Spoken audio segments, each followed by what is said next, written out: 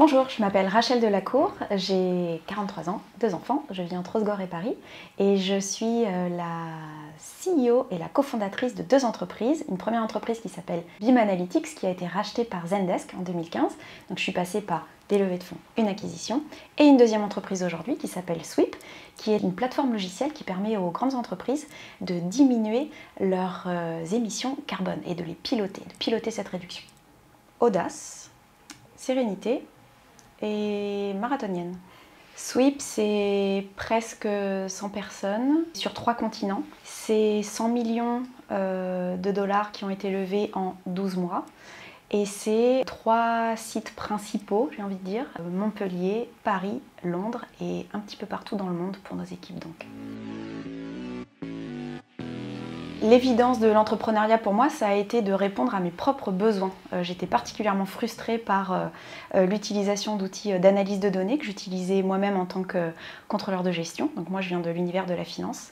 Et en fait, je ne comprenais pas pourquoi je n'avais pas accès à autant de modernité comme ce que j'avais en tant qu'individu avec mon téléphone. Et donc, la première entreprise, elle n'a pas été sur le sujet de savoir ce que je vaudrais en tant qu'entrepreneur, est-ce que c'était ma place ou pas, c'était qu'est-ce que je fais pour répondre à ce besoin que j'ai, d'autres doivent avoir ce besoin aussi, donc voilà, on n'est jamais mieux servi que par soi-même. Entreprendre en période de crise, j'ai envie de dire que finalement c'est plutôt de bons paris parce que c'est peut-être un moment où de manière générale personne n'ose pendant ces temps de statu quo, j'ai envie de dire, et c'est là où pour l'entrepreneur il y a beaucoup de boulevards et d'innovation et de captation de talents et de captation de signaux faibles en fait sur ces marchés plutôt en crise, mais c'est là que je pense les meilleurs investissements se font, et quand vous en parlez à beaucoup d'investisseurs, c'est ce qu'ils vous disent aussi. L'entrepreneur, je me rends surtout compte que créer, c'est d'abord et avant tout se lancer dans une course longue, une course de fond. C'est vouloir se dire qu'on va réussir le marathon. Et c'est d'abord et avant tout un marathon. On parle beaucoup dans la presse tech, en l'occurrence me concernant, des succès un peu overnight. Ça plaît aux journalistes, bon bah c'est super. Ça a malheureusement tendance à beaucoup culpabiliser en fait toute une génération d'entrepreneurs qui se dit mais d'où moi ça ne m'est pas arrivé cette espèce de super levée de fonds ou super acquisition en moins de 2 ans. Franchement, c'est au regard de toutes les entreprises qui se créent et de tous les beaux succès en volume qui se créent, je veux dire c'est la portion de ce qui se passe en overnight, c'est rarissime. Et donc la vérité vraie, c'est que la plupart sont des succès qui se créent sur un temps long, donc sur beaucoup d'années. Donc en fait, il faut surtout accepter dans sa tête de se dire, je pars pas pour un... C'est un sprint dans le cadre d'un marathon, quoi. Donc ouais, il faut savoir qu'on va y laisser quand même 2-3 plumes physiques, voilà, de temps en fait, qui va être vraiment imparti dédié à ça. Mais la course, elle est fantastique. C'est le chemin qui est génial. Les étapes clés, c'est d'abord et avant tout bien s'entourer, donc bien recruter, aux bons endroits, aux bons postes, savoir se dire quand il faut manager cette équipe, c'est-à-dire mettre plus de personnes en fait pour piloter, bien structurer son entreprise, ça c'est ce qui va être clé pour bien grandir. Et puis les étapes clés, c'est d'abord et avant tout des clients satisfaits, quoi, tout simplement. Pour la deuxième entreprise, j'ai eu moins de mal à recruter évidemment parce qu'on était un petit peu plus connus, mais c'est vrai que pour la première entreprise, en plus on s'était lancé depuis Montpellier et il se trouve qu'on recherchait des profils anglo-saxons, que LinkedIn commençait à peine. Et c'est juste un exemple, et bien sûr aujourd'hui vous avez 1 milliard d'outils pour aller correctement recruter. LinkedIn c'est un outil juste assez magique pour tout ça. Et moi à l'époque j'allais recruter mes anglophones dans les pubs de Montpellier. Voilà. C'est juste un exemple, mais pour vous dire à quel point et j'ai très bien recruté à l'époque et j'ai recruté des personnes qui sont encore avec moi sur la deuxième entreprise. Donc voilà, il faut être créatif, il faut se faire confiance et puis se dire que des gens intelligents, il y en a partout. Et sur le sujet d'être créatif dans un contexte plutôt contraignant parce que vous n'avez pas les moyens d'une très grande entreprise quand vous démarrez. C'est vrai que quand on a fait le choix de partir aux États-Unis, normalement la voie un peu royale, c'est celle ou de New York ou de San Francisco. Et c'est vrai que nous, on a fait un choix drastiquement différent qui a été celui de Kansas City parce qu'en fait, ça me permettait de recruter plus vite une équipe équipe américaine qui allait vendre à des Américains, prouver que j'avais un modèle qui sur place aux États-Unis vendait à des Américains. Et en fait, pourquoi Kansas City? Bah écoutez, pour être le big fish in town, de la même manière qu'on l'était à Montpellier, parce qu'on était une entreprise française montpelliéraine. Bah voilà, en fait, nous c'était la diagonale Montpellier-Kansas versus Paris-SF. Un bon leader, c'est vrai que c'est compliqué dans l'urgence en fait de développer son business, mais c'est vrai qu'il faut savoir être à l'écoute. Et moi, je sais que ce que j'ai appris de la première entreprise et ce que j'essaie de répliquer sur la deuxième, c'est vraiment d'être un key manufacturer. En fait, moi, je donne les clés aux personnes que je recrute. Je fais énormément confiance. Parfois, ça ne me sert pas forcément, mais la plupart du temps, ça me sert largement et amplement et ça nous fait tous grandir. Et c'est vrai que c'est ce que je leur dis à chaque fois, moi je travaille pour eux, quoi. J'ouvre les portes, je leur donne les clés une fois que les portes sont ouvertes. Et ça, en fait, voilà, être à l'écoute de leurs besoins, faire confiance sur le type de rôle qu'on recrute, c'est le meilleur moyen de maximiser leur propre aisance dans l'entreprise et leur propre créativité qui va savoir travailler sous la contrainte. C'est ce que je leur demande aussi.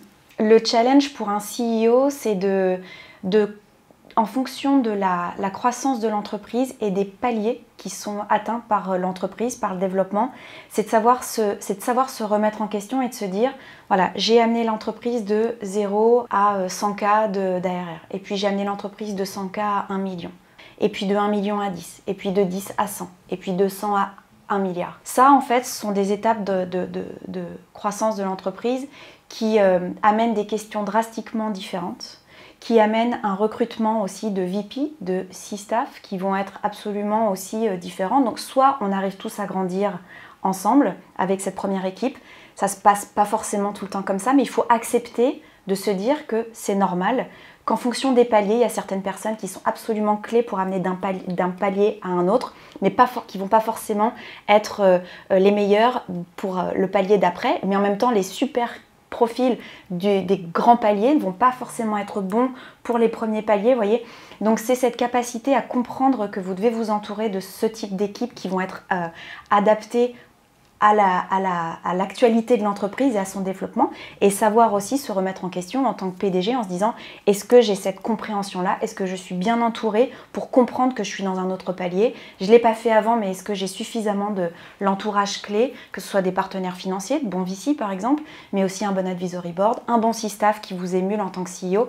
C'est ça, quoi. C'est cette compréhension-là de s'adapter au palier clé. De quoi je suis le plus fière? Toujours dans la veine de cette création de valeur. Je crois que vous êtes extrêmement fiers quand vous avez un client satisfait, bien sûr, mais surtout quand vous avez vos propres équipes qui gagnent, quoi. Et je sais que j'ai vu ce sujet très gagnant, en tout cas, quand on a vendu notre première entreprise et quand on a été racheté par Zendesk, et quand j'ai vu en fait Zendesk surinvestir sur mon équipe, surinvestir dans les salaires de cette équipe, surinvestir dans le rachat en soi et dans les parts en fait que mes salariés avaient déjà. Quand j'ai vu tous ces jeunes pouvoir, en l'occurrence pour certains, s'acheter un appartement à moins de 30 ans, acheter un appartement à leur famille, à leurs parents, ça c'est une fierté incroyable parce que c'est du confort en fait que vous avez généré et cette création-là, elle n'a pas de prix aussi. J'ai la chance d'avoir pu repartir en fait dans cette deuxième aventure avec beaucoup de personnes de la première entreprise. C'est vrai que c'est un luxe incroyable parce que quand vous savez avec qui vous travaillez, quand vous savez quelles sont les qualités, les défauts des uns des autres très rapidement, professionnellement, ça catapulte en fait les démarrages de l'entreprise dans une exécution en fait que vous maîtrisez d'autant plus et d'autant mieux, d'autant plus vite, qui font le succès des premières étapes de l'entreprise, qui font que derrière vous avez un financement qui vient plus vite parce que vous avez été capable de montrer une exécution, un produit qui aura pu être créé beaucoup plus rapidement parce que vous connaissez ces équipes, vous savez comment travailler avec elles. Ça c'est clé, c'est primordial. Ça c'est un luxe. C'est vrai que souvent on parle du repeat entrepreneur et de pourquoi c'est plus intéressant. Est-ce que c'est juste lié au financement? Pas que, c'est la capacité de travailler avec des personnes avec lesquelles vous avez déjà travaillé qui vont... La confiance, elle est clé dans une équipe, dans une entreprise. Et voilà, repartir avec les mêmes personnes qui savent exactement ce pourquoi on travaille et vers quoi on se dirige et on se projette, quoi. Ça c'est fantastique. Alors moi, je ne savais pas à quoi m'attendre en tant que dans l'aventure entrepreneuriale, d'autant que j'ai beaucoup plus d'années d'entrepreneur que d'années en tant que salarié. Je pense que je dois en avoir 5 maximum, des années en tant que salarié. Donc ouais, j'ai démarré tôt. Il n'y avait pas forcément de playbook quand j'ai démarré, mais c'est pas grave du tout. Je pense que ce qui a été clé pour moi, c'est que quand j'ai démarré, en fait, je ne savais pas que je créais une start-up, je ne savais pas que j'étais dans un milieu tech, je savais juste que j'étais un contrôleur de gestion qui utilisait un produit logiciel qui ne me satisfaisait pas et que j'ai essayé d'y répondre. Et c'est ensuite que j'ai compris que je mettais le doigt dans cette aventure tech, très start-up, avec des ingénieurs, etc. Bon. Ce que je veux dire, c'est que il faut se lancer, que de toute façon, des surprises, que vous soyez très expert ou pas, des surprises, il y en a tout le temps, qu'elles soient macroéconomiques, qu'elles soient microéconomiques, qu'elles soient dans votre environnement avec des personnes avec lesquelles vous partez, qui au final peuvent plus vous accompagner. Je veux dire, les surprises, c'est tout le temps, dans votre vie personnelle aussi. S'il fallait être sûr de pouvoir se lancer, d'être successful, trop peu de gens se lanceraient. J'étais pas du tout préparée à tout ça. Est-ce que j'ai beaucoup appris 10 fois plus? Est-ce que je suis reconnaissante? Bien sûr, évidemment. Et est-ce que je regrette le salariat ou est-ce que je pense que j'aurais regretté si j'étais restée salariée? Aucune idée. En fait, il faut juste le faire pour se le montrer, tout simplement. Et ce n'est pas grave d'échouer en tant qu'entrepreneur, de repartir dans le salariat et d'y revenir. Tous les chemins sont bons pourvu que vous vous y sentiez bien, quoi. Moi, je dois avouer que gérer 2 enfants en bas âge, ça n'a pas été simple. Typiquement, mes 2 grossesses, je n'ai pas eu de congé maternité. J'aurais aimé en avoir, mais j'étais à des stades d'entreprise qui ne me le permettaient pas. J'avais pas assez de ressources. Je peux comprendre que ça puisse freiner aussi certaines femmes qui se disent « ouais, mais quand je vais avoir envie d'avoir mes enfants, comment est-ce que je vais faire ?» Moi, j'ai beaucoup galéré pour payer les nourrices, enfin les systèmes de garde, parce que j'étais la seule à moins me payer, je veux dire, enfin j'étais la dernière à être payée versus mes salariés. Donc ouais, c'est compliqué. Je pense que les aides financières pour une femme entrepreneur sont encore trop limitées, j'ai envie de dire. Mais à partir du moment où on s'entoure, je pense que ce qui limite, c'est quand la femme se dit qu'elle va devoir se lancer seule, alors qu'en fait, ce qui est clé, mais que pour un homme ou pour une femme, de toute façon, ce qui est clé, c'est vrai que quand on se lance en tant qu'entrepreneur, moi, mon premier conseil, c'est entourez-vous, quoi. Partez à plusieurs associés femmes éventuellement, mais plusieurs associés. Se lancer seul, c'est vraiment compliqué. C'était pas impossible, hein, il y a de belles success stories, mais c'est vraiment compliqué. Et entourez-vous dès le démarrage, parce que ce soit au niveau du moral, au niveau des gardes d'enfants, etc., il y en aura toujours un de ce pool d'associés qui aura plus de temps à ce moment-là pour vous aider. Alors moi, le leadership au féminin, j'ai jamais compris ni le wording, ni le vocabulaire associé. J'y crois pas, je crois au bon leadership surtout et à la belle exécution, quoi. Et je crois à la belle exécution. Est-ce qu'une femme a une meilleure exécution qu'un homme? Elle est peut-être différente, mais elle doit être agressive aussi, elle doit être bienveillante clairement. Et en fait, in fine, les succès masculins comme féminins chez les leaders, voilà, la recette du succès, elle est relativement la même que vous soyez une femme ou un homme, quoi. Donc des équipes satisfaites, un marché sur lequel vous avez bien parié et des clients satisfaits. Voilà. La diversité, elle est, bon franchement, moi ça fait 15 ans que je grenouille dans les conférences SaaS, B2B, en tant qu'éditeur de logiciels sur des sujets plutôt très masculins. Franchement, en 15 ans, il n'y a absolument rien qui n'a évolué, hein, ou alors très très peu. Ça veut dire que à ce rythme-là, dans 15 ans, quand moi je serai sortie du circuit, ça n'aura pas beaucoup évolué. Donc ouais, je ne suis pas forcément hyper optimiste. Après, je pense que ce qui est fait par top-bottom, en fait, avec des initiatives French Tech sur tous ces sujets, c'est bien.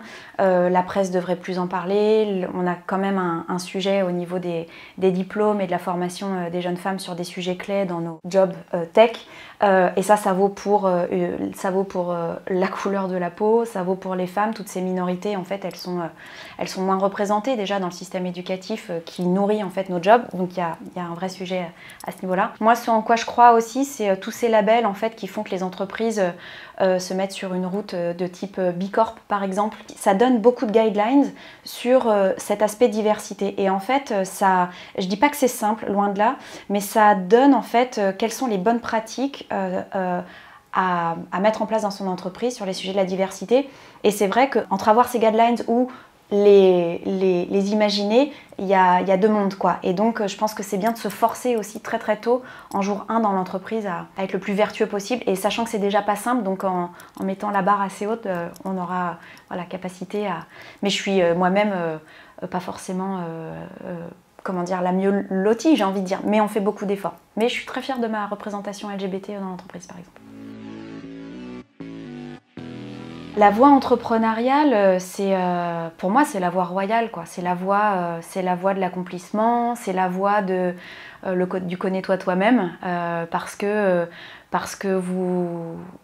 c'est sous la pression aussi qu'on se rend compte de sa capacité personnelle, professionnelle. On n'est pas forcément en attente de ce qu'un manager pourrait nous dire, d'une route sur laquelle on pourrait nous mettre. Donc moi, je pense que c'est une voie de la réalisation qui est personnelle, qui est incroyable. C'est une voie d'enrichissement patrimonial, très clairement, et surtout pour des femmes, quoi, hein. Ça fait partie des plus gros paris patrimoniaux, et allez-y, quoi, foncez pour vos enfants, pour votre famille. Mais ne pas se lancer juste pour ça, être sûr qu'on se lance parce qu'on a identifié un besoin de marché. L'entrepreneuriat d'aujourd'hui même, hein, et l'entrepreneuriat de demain doit absolument prendre en compte le nouveau monde dans lequel on vit, quoi. On vit dans un monde avec un dérèglement climatique qui est là. Les conditions climatiques qu'on a connues quand on était gamin, gamine, c'est terminé. Donc qu'est-ce qu'on a envie de faire aujourd'hui quand on crée un business, quand on répond à un besoin de marché? Est-ce qu'on répond à un besoin de marché sur de l'advertising? Voilà, je ne suis pas contre l'advertising, etc. Mais est-ce que vous voulez faire un business pour être absolument archi profitable, mais qui aille à l'encontre en fait des grands enjeux d'aujourd'hui, ou est-ce que vous souhaitez concilier le fait d'aider à œuvrer pour le monde dans lequel vos enfants ou pas, mais évolueront, ou vous-même, ou est-ce que c'est purement profitable, quoi. Donc je pense qu'aujourd'hui, ce qui est chouette, c'est qu'on a la capacité avec l'entrepreneuriat de réinventer et de faire converger la profitabilité, l'épanouissement personnel, patrimonial, et le fait de répondre aux grands enjeux planétaires. Ouais. J'aimerais qu'on dise de moi que j'ai pu aider aussi à inspirer, peut-être, je l'espère, d'autres entrepreneurs femmes aussi. Moi, j'essaie d'investir, enfin j'ai un portfolio d'investissement dans des startups auprès de femmes entrepreneurs, ou au moins cofondatrices. Et ouais, j'aimerais au moins leur montrer que c'est possible, en tout cas faire que la condition des femmes aussi via l'entrepreneuriat continue de s'améliorer. Mais bon, le chemin est encore long, clairement. Que j'ai pu aider à rendre des gens satisfaits dans leur travail. Voilà, quoi, c'est un peu le Graal, je veux dire, sur toute une vie.